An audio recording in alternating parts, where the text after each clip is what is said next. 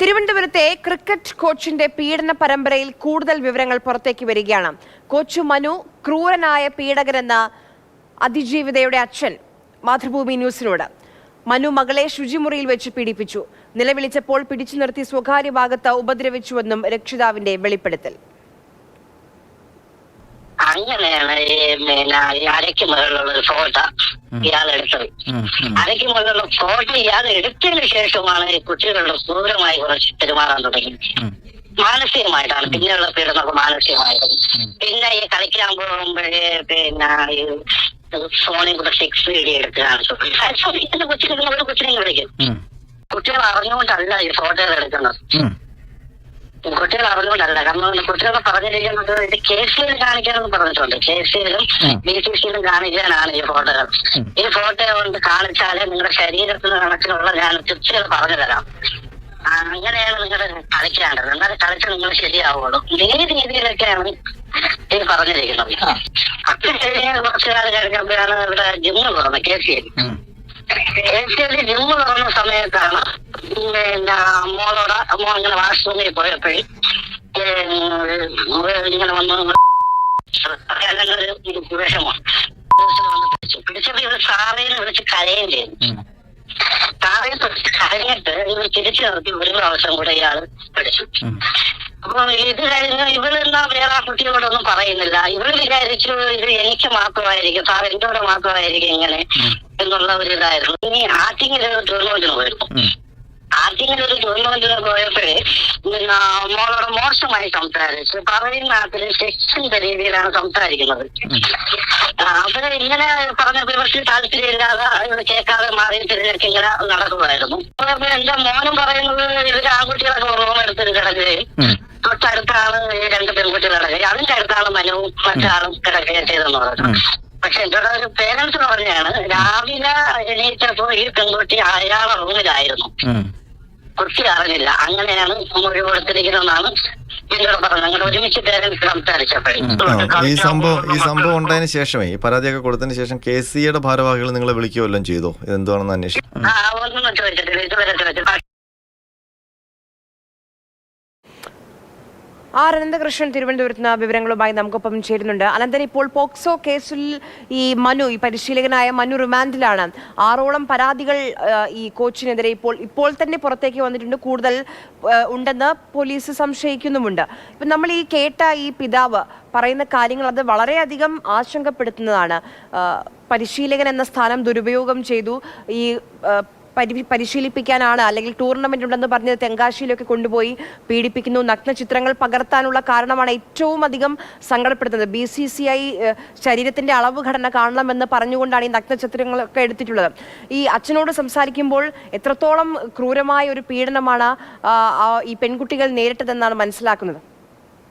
ആര്യ, ഈ പിതാവിനോട് മാത്രമല്ല പരാതി ഉന്നയിച്ച 6 കുട്ടികളുടെ രക്ഷിതാക്കളുമായിട്ടും ഞാൻ സംസാരിച്ചു. അപ്പോൾ അത് കേൾക്കുമ്പോൾ നമുക്ക് തല പെരുത്തു പോകും. അത്ര ഭീകരമായ അനുഭവങ്ങളിലൂടെയാണ് കുഞ്ഞുങ്ങൾ കടന്നുപോയത്.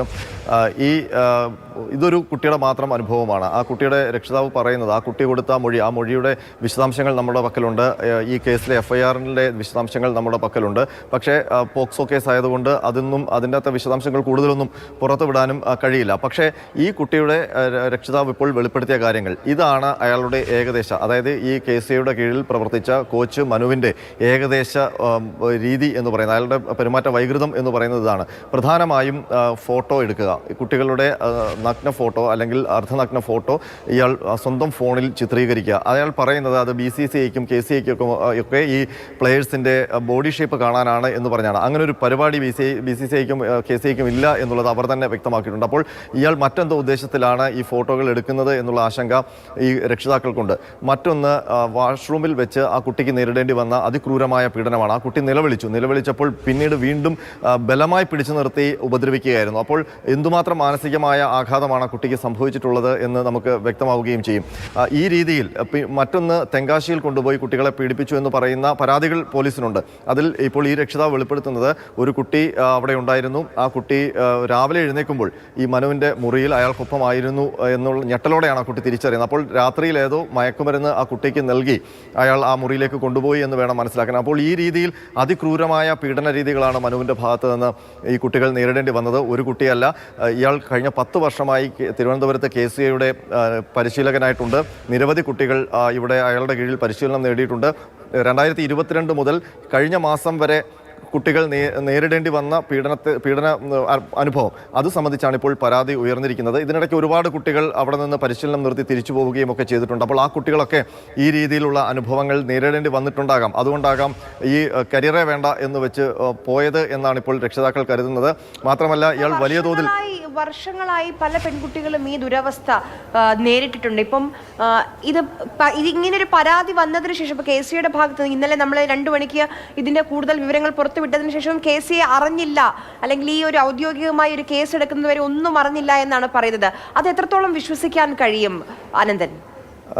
നമ്മൾ ഇന്നലെ ക്രിക്കറ്റ് അസോസിയേഷന്റെ പ്രതികരണം തേടിയിരുന്നു. അവരുടെ പ്രതികരണം നമ്മൾ കാണിക്കുകയും ചെയ്തു. അവർ പറഞ്ഞത് ഇങ്ങനൊരു സംഭവം അവിടെ നടക്കുന്നത് അവർ ഈ പരാതി വരുന്നത് വരെ അറിഞ്ഞതേ ഇല്ലെന്നാണ്. പക്ഷേ 1.5 വർഷം മുമ്പ് സമാനമായൊരു പരാതി മനുവിനെതിരെ ഉയരുകയും പക്ഷേ അത് കോടതിയിലെത്തി അയാൾ കുറ്റവിമുക്തനാവുകയും ചെയ്തു. എന്നിട്ടും ഇത്തരം ഒരു ആരോപണം കേട്ടയാളെ അല്ലെങ്കിൽ നേരിട്ടയാളെ വീണ്ടും അവിടെ കോച്ചായി തുടരാൻ അനുവദിച്ചു എന്നുള്ള ഗുരുതരമായ ഒരു കുറ്റമാണ് KCA ചെയ്തത്. മാത്രമല്ല ഇപ്പോൾ ഈ രക്ഷിതാവ് പറയുന്ന ഏറ്റവും ഗുരുതരമായ ഒരു വിഷയം, ഇത്രയും പരാതികൾ ഈ കുട്ടികൾ ഉന്നയിച്ചു, പോലീസ് മൊഴിയെടുക്കുന്നു, 164 രേഖപ്പെടുത്തുന്നു, അതിൻ്റെ അന്വേഷണമായി മുന്നോട്ട് പോകുന്നു. ഇതേവരെ ഈ നിമിഷം വരെ KCAയുടെ ഒരു ഭാരവാഹി പോലും ഈ കുട്ടികളെ വിളിച്ച് എന്താണ് സംഭവിച്ചത്, അവർക്ക് മാനസികമായ ഒരു പിന്തുണ നേരിട്ട് നൽകുന്ന ഒരു നടപടിയും ഉണ്ടായിട്ടില്ല. മാത്രമല്ല ഈ കേസിൻ്റെ അന്വേഷണത്തിലും ഒരു പ്രശ്നമുണ്ട്. 6 പോക്സോ കേസുകളാണ് ഇപ്പോൾ കന്റോൺമെന്റ് പോലീസ് രജിസ്റ്റർ ചെയ്തിരിക്കുന്നത്. ഗുരുതരമായ ആരോപണങ്ങൾ, ഒരുപക്ഷെ ഇന്ത്യയുടെ കായിക മേഖലയിൽ നിന്ന് തന്നെ അപൂർവമായി ഉയരുന്ന ഒരു പീഡന പരാതിയാണ് ഇപ്പോൾ ഉയർന്നിരിക്കുന്നത് തിരുവനന്തപുരം ഈ KCAയുടെ പരിശീലന ക്യാമ്പിൽ നിന്ന്.